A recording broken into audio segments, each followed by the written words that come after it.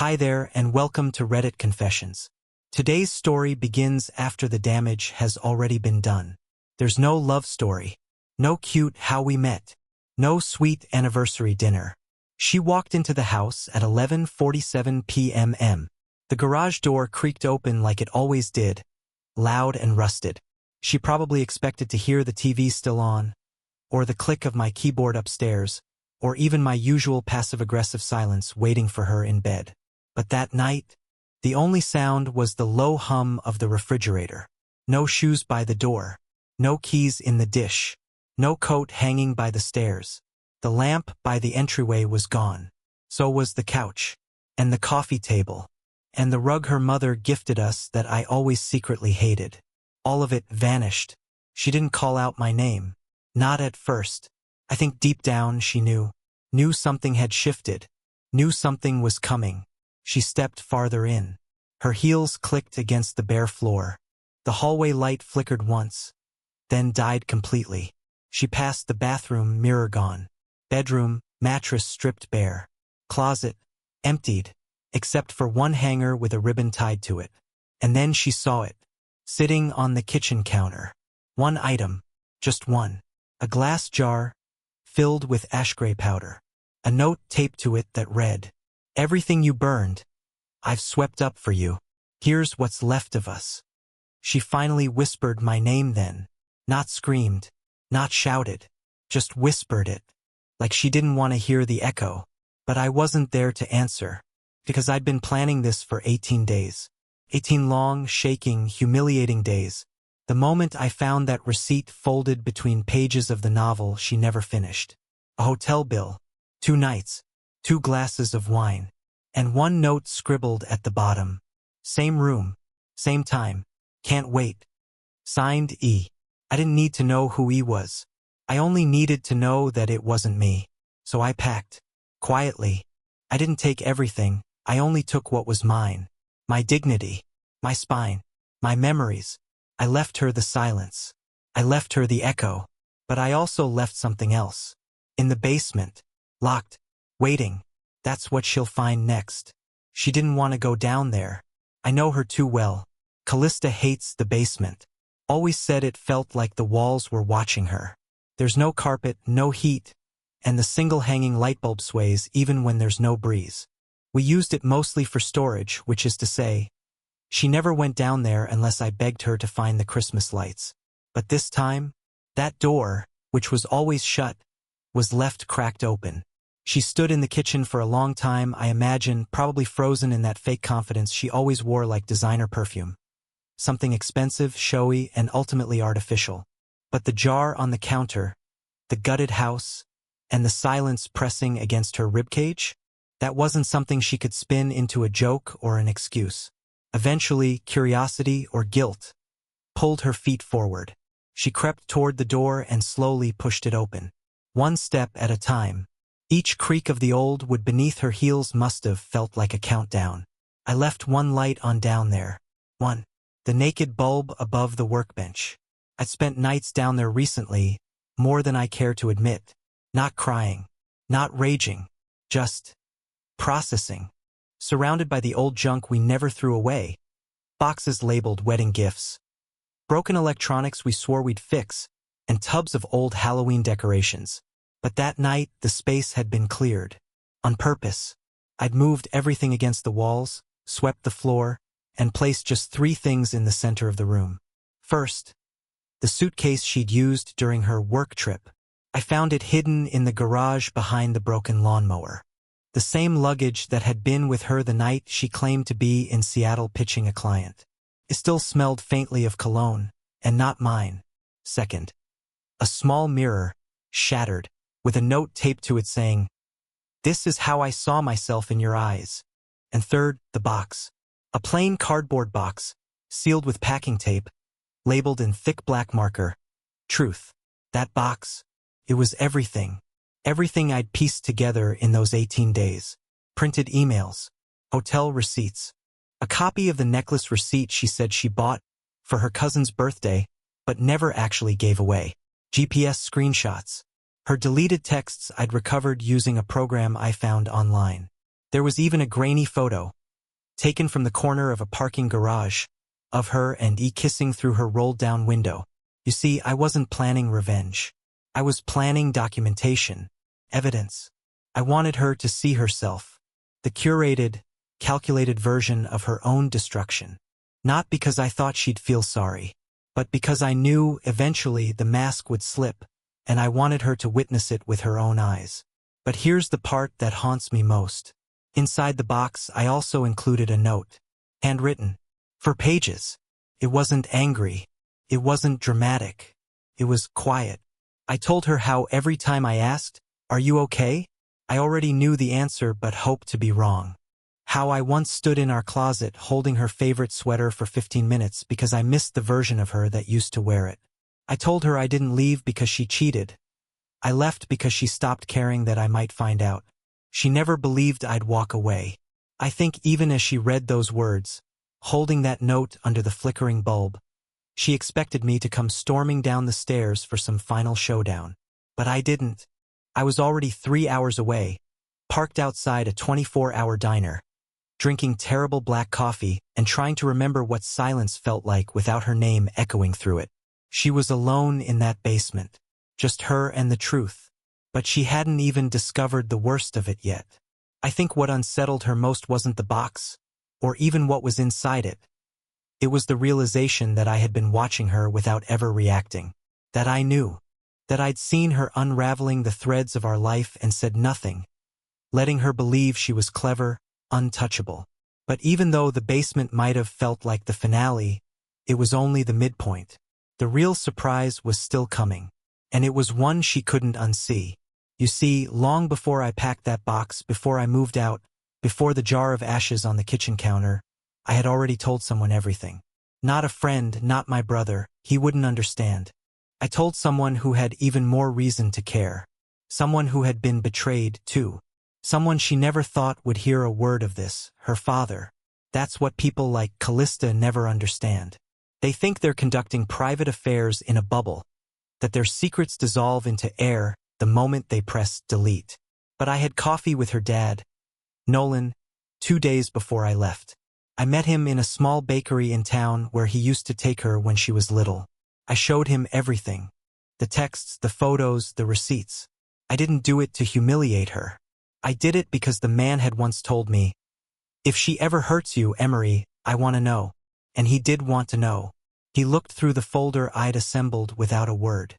He didn't ask for details. Didn't offer apologies. Just stared at the proof like it had slapped him across the face.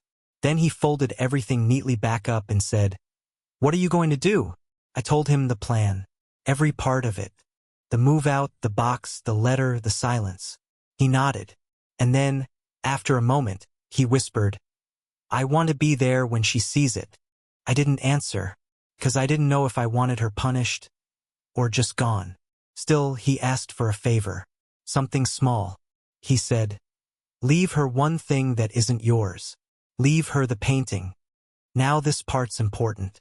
There was a painting in our living room, bright blue and gold brushstrokes. Something abstract she bought for too much money at a weekend art festival. She loved it, called it her escape. I never liked it, but I never took it down. I guess that was the metaphor of our marriage. So I left it, but I altered it. Behind the canvas, I had carefully glued a thin manila envelope. Inside was a letter, not from me but from her dad. I never read it. I only know the first line. "If you're reading this, it means you finally saw what you've done." By the time she walked back upstairs from the basement, I imagine she was pale. I imagine her hands were shaking. And there it was, her favorite painting, still hanging above the empty space where the sofa used to be. Maybe she stared at it a moment too long. Maybe her gut twisted. But eventually, she must have taken it down and found what he left her. And that's when the story really split in two, because what happened after that isn't something I witnessed. It's what she did next that shocked everyone, especially me. But to explain that, I have to tell you what she sent me 40 minutes later. Not a call, not a voicemail, a video, and it changed everything. It came to my phone at exactly 12:41 a.m. just over 40 minutes after she had walked into that gutted house and seen the remnants of the life she ruined. I was still sitting in the same diner, my untouched coffee now cold, my reflection warped in the chrome napkin dispenser. When my phone buzzed, I expected a call. I expected tears, maybe screaming. What I didn't expect, what I never could have prepared for, was the 1-minute and 26-second video that shattered what was left of my heart. She didn't cry. She didn't beg. She didn't even say my name. The camera was shaky, handheld, pointed toward her own face with a trembling flashlight in the background. She was standing in our basement, my old workbench just barely visible behind her. Her eyes were bloodshot, mascara smeared, mouth slightly open like she didn't know where to begin. She held the letter from her father in one hand, her phone in the other, and in that dim glow, she whispered 5 words I didn't think I'd ever hear from her. I don't know who I am. It wasn't an excuse. It was a collapse. A raw, unfiltered glimpse into the chaos behind her smug little smile. The one I had convinced myself was just cruelty. But this was different. She rambled in a low voice, her words stumbling over each other like she was trying to grab them before they hit the ground. She said she hadn't planned it, that the affair wasn't about Everett, that it wasn't even about me. It was about control, about feeling something, about not feeling invisible in her own life. She said my silence was suffocating, that I stopped fighting for us a long time ago, that I stopped seeing her. I wanted to scream, because you weren't there to be seen. But the way she looked into that camera, it wasn't smug. It was hollow. She had become a stranger even to herself, and now she was standing in the ruins of what she thought she was building. She moved the camera around then. Slowly, she showed the box again, the jar on the counter, my side of the closet, empty, my nightstand drawer, wide open. Her voice cracked when she said, "He's really gone." And then, something strange happened. She turned the camera toward the front door, and she opened it. Everett was standing there. I paused the video. My hand literally started shaking. How long had he been there? Was she expecting him? Did she call him? Did he come to her? I pressed play again, heart racing. He didn't look like I imagined. Not suave, not cool, not the homewrecker villain I had built in my mind. He looked uncomfortable, like he didn't want to be there, like he had been dragged into something he didn't sign up for. She said nothing to him, just stared, then asked, "Did you know he would leave me like this?" And Everett, bless his conflicted little soul, just said, "Yeah." That was it. One word. Flat. Cold. He stepped back, turned around, and walked away. The last second of the video was just her standing in the doorway, still holding her father's letter in one hand, the phone in the other, while the wind outside blew against her hair and the lights of our neighbor's porch flickered behind her like the whole universe was saying, "You made this bed. Now lie in it." She never sent a second video. She never followed up. But the next day, something happened that made everything worse. She came looking for me, and she didn't come alone. I hadn't slept. Not even a minute. I'd left the diner just after 2 a.m. Drove 2 towns over to an old motel I knew wouldn't ask for ID and wouldn't care that I looked like I hadn't showered in days. I laid there on the stiff mattress, staring at the ceiling fan clicking slightly off balance, playing the video over and over again in my head. Her face in the basement, Everett at the door, that blank numbness in her eyes. I should have felt free. I should have felt powerful. But all I felt was sick. Like grief had tied itself around my spine and refused to let go. By mid-morning, I finally managed to shut my eyes. And that's when the knock came. 3 soft taps. Then silence. I thought it was housekeeping. I didn't move. But then came 3 more, harder this time. I forced myself out of bed, stomach churning, and opened the door without checking the peephole. It wasn't Callista. It was her mother, Elaine. Neatly dressed as always, hair pinned back, makeup subtle but practiced. She had a way of looking at you that made you feel like a child being scolded in church, even when she hadn't said a word. And behind her, standing awkwardly, wringing his hands like he'd rather be anywhere else in the universe, was her brother, Chase. I hadn't seen them in over a year. They'd never really approved of me. Elaine once told Callista I was a beige man with beige dreams. Callista laughed when she told me that. I didn't. Elaine didn't wait for me to invite them in. She stepped into the room like it still belonged to her daughter, took a long look around the depressing space, then turned to me and said, "She's unraveling." I didn't know what to say. "She hasn't slept," Elaine continued. "She's not eating. She hasn't gone to work. She just sits, staring, like she's waiting for something to wake her up. And I know what you're thinking, Emery. Not my problem anymore. But you don't understand. She's unraveling and you started the thread." I let out this laugh, dry, bitter, sharp. I told her I didn't know Callista anything. Not after what she did. Not after how she lied, how she erased me in real time and thought I'd just absorb it like wallpaper. I told her I gave her everything I had, and when I ran out, she walked into another man's arms without flinching. Elaine didn't flinch either. "You're right," she said quietly. "You don't owe her anything. But what you left her with, this silence, this ghost trail you've vanished into, it's haunting her. And you may think she deserves that. But you're not coming out clean either, Emery. You didn't leave to heal. You left to hurt her." That hit harder than I wanted it to. I looked at Chase, waiting for him to say something. He just muttered, "She's not okay, man." And that was it. Elaine then handed me a sealed envelope. "She wrote this last night. I told her I wouldn't read it. And I didn't. But she asked me to bring it to you. I almost didn't. But I believe you should at least know what she's trying to say." I didn't take it. I let the envelope sit between her fingers while the silence stretched like a rubber band about to snap. "She thought you'd hate her," Elaine said softly. "But she never thought you'd erase her. And now she doesn't know who she is without you defining her." I wanted to scream that I wasn't supposed to define her, that I had spent years begging her to meet me halfway, that I had drowned in her emotional absence until I stopped recognizing the man in the mirror. But the words got stuck in my throat. Finally, I took the envelope. I didn't open it. Not then. Elaine nodded once, turned on her heel, and walked out of that motel room like she just handed over a loaded gun. Chase gave me this half-hearted shrug and followed. And me?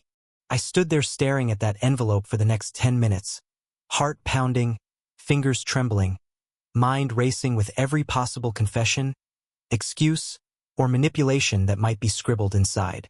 But when I finally tore it open, what I read didn't just surprise me. It destroyed something I thought I'd already buried. The envelope was light, almost weightless, but it burned in my hands like it carried something volatile. I turned it over 3 times before opening it. I don't know what I was expecting. Maybe a full confession, maybe a last-ditch apology, maybe one of those letters that tries to rewrite everything from a victim's perspective. But what I wasn't ready for was honesty, or at least something that looked a lot like it. The letter was handwritten, not typed, no drafts, no second chances. Her cursive was uneven, rushed, like she was shaking while writing it. The first line hit harder than anything I've ever read in my life. It said, "You were never boring, Emery. I just needed chaos to feel alive, and you weren't that." I read that line over and over. It made me nauseous. Not because it was cruel, though it was, but because it was true. I spent years trying to create stability. I paid bills on time, made dinner when she worked late, remembered anniversaries, kept the car full of gas, stayed quiet when she needed space. I was her constant, her calm, her invisible floorboard, and she needed earthquakes. The letter went on. She described this growing sense of numbness she carried, not caused by me, but exposed by the normalcy I gave her. She said it started small, like a flicker. She'd come home and wish something had gone wrong just so she could feel something when she fixed it. Then she began flirting with the idea of recklessness. Small things at first, hiding purchases, lying about yoga, and when she realized how easy it was to fool me, something dark inside her clicked into place. She admitted to everything, not just the affair, multiple affairs, some meaningless, some overlapping, some I never even suspected. One was with Everett, sure, but he wasn't the first, or the last. But here's the part that cracked me open. She wrote, I didn't cheat because I stopped loving you. I cheated because I didn't know how to love anything that didn't destroy me back. I read that line and had to put the letter down. My lungs felt like they forgot how to breathe. My body was frozen, but my heart was pounding so violently I could hear it in my ears. It wasn't a plea for forgiveness. It wasn't self-pity. It was a confession of rot. An unraveling of a woman who had built herself from glass and then blamed everyone else for the shattering. The final paragraph was just 3 sentences. I don't expect you to come back. I wouldn't if I were you. But I do want you to know that the silence you left behind is the loudest sound I've ever heard. And just like that, I folded the letter and placed it back in the envelope. I didn't cry. I didn't throw it. I didn't scream into the mattress like I had months before when I first felt her slipping. Instead, I sat there in that awful motel room, still surrounded by strangers and vending machine buzz, and I realized something terrifying. I wasn't angry anymore. I was tired. Tired of trying to understand the broken blueprint of someone else's chaos. Tired of believing love meant suffering quietly while someone else searched for themselves in other people's beds. Tired of carrying around this invisible scar and calling it character. But then my phone rang, and I made the worst decision I could have in that moment. I answered. What I heard on the other end. That's what changed everything again. The ringtone felt like a gunshot in the silence. I didn't even check the screen. I already knew it was her. Something in the air shifted, like the weight of her guilt had reached its breaking point and was clawing its way through the signal.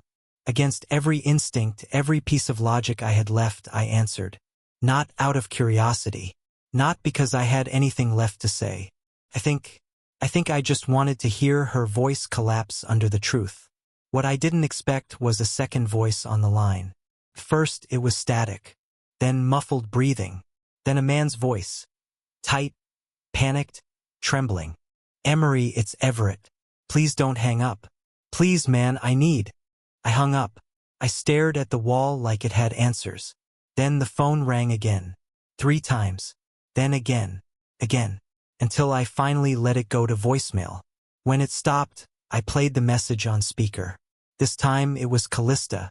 Her voice was low, quiet, almost as if she was hiding in a bathroom. Emery, she said, I didn't mean for this to happen. I swear to you I didn't. Something's wrong. Everett's not. He's not okay. He's saying crazy things. He said you did something to him, that he can't sleep, that he sees you everywhere. He thinks you followed him, that you left something at his place. I froze. Let me be very clear. I hadn't touched Everett. I hadn't gone anywhere near him, but the idea that he was unraveling made my breath catch in my throat. Had I really gotten into his head that deeply just by walking away?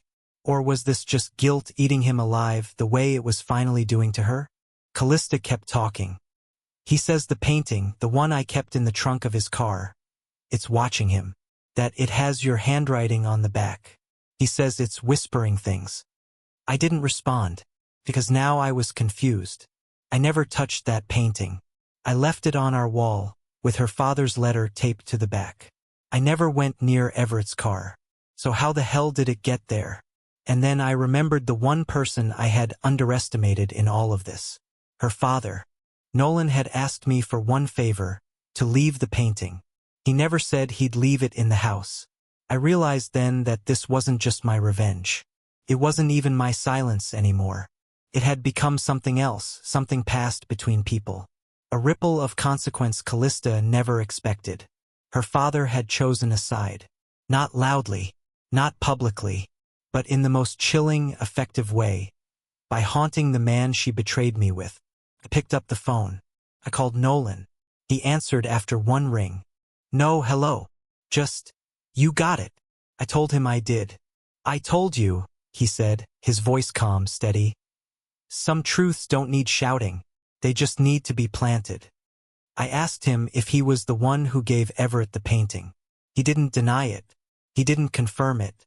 He just said, he stole something that didn't belong to him. Now he's trying to give it back. But it's already rooted. You don't need to say anything more to either of them. They're already listening to ghosts. It was the most terrifying thing anyone had ever said to me. because I believed him. Everett was unraveling. Callista was unraveling. But I, after everything, was starting to feel something close to stillness. Not peace. Not closure. But stillness. Like I'd finally stepped out of the storm and was just watching it from the distance. And yet, I wasn't done. Because there was one last message I had to deliver. One final piece to the quiet symphony I had orchestrated. It was already in motion. Already arriving at her doorstep in a plain brown box. Addressed not to Callista, but to her mother. And when Elaine opened it, that's where everything would end. Elaine received the package at exactly 9:03 a.m. I had scheduled it to arrive that morning, 2 days after our motel conversation. She signed for it. Callista wasn't home. Inside the box was a single item. A small wooden music box I had carved myself during our first year of marriage. It used to sit on Callista's nightstand until one day, without explanation, she moved it into the hall closet. I always wondered why.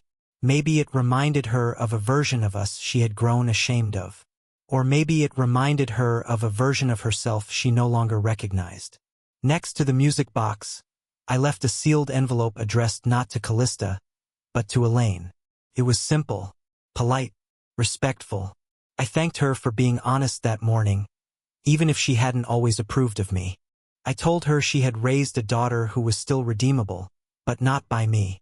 That wasn't my job anymore. I explained the meaning of the music box. It played a lullaby Callista used to hum without realizing it, especially when she was happy. I asked Elaine to give it back to her, if she ever started humming again. That was my last message. Not a warning, not a weapon, a symbol, a closing of the loop. I never saw Callista again. There were no dramatic doorstep confrontations, no drunken voicemails, no desperate emails begging for reconciliation. Just quiet. I heard through a friend of a friend that she eventually moved out of the house and into a smaller apartment closer to the city. Everett vanished from her life. Some say he moved across the country. Others say he's in therapy. Maybe both. I don't care. As for me, I didn't rebuild overnight. Healing never happens in a straight line. But something did shift. I stopped waking up with that sick feeling in my stomach. I stopped rereading her letter. I stopped wondering why I wasn't enough. And eventually, I started laughing again, cooking again, sleeping without waking up at 3 a.m., thinking she was sneaking back in through the front door. And one day, I caught myself humming the same lullaby from the music box. That's when I knew I had finally let it go. She thought I'd never find out, but I did. She thought I'd scream, break, beg, but I didn't.